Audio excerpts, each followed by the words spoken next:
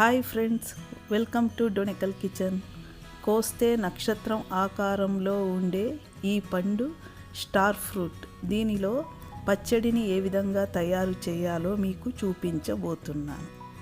ఎప్పుడు ఒకే రకం పచ్చడి కాకుండా ఇలా వెరైటీగా కూడా ఒకసారి ట్రై చేయండి. ఇలా 4 స్టార్ ఫ్రూట్లను తీసుకొని ఇలా ముక్కలుగా కట్ చేసుకోవాలి. నేను ఇక్కడ ఒక కప్పు దాకా తీసుకున్నాను. దానికి తగినంతగా 3 టేబుల్ స్పూన్ల కారం పొడిని, మరి 1/2 టీ స్పూన్ మెంతె పొడిని, వేయించిన మెంతె పొడిని, మరి 2 టీ స్పూన్ల ఆవాల పిండిని వేసుకోవాలి. మరి 2 స్పూన్ల దాకా ఉప్పుని వేసి,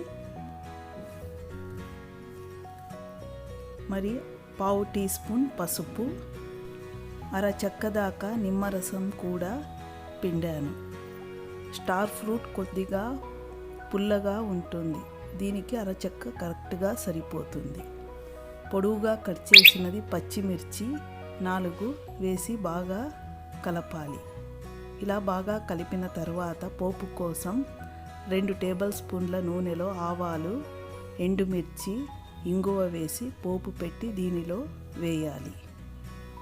ఎంతో tasty and yummy star fruit పచ్చడి రెడీ.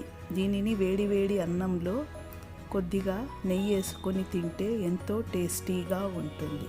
చూశారు కదా ఎంత ఈజీనో. ఇలా వెరైటీగా ఒక్కసారి ట్రై చేయండి.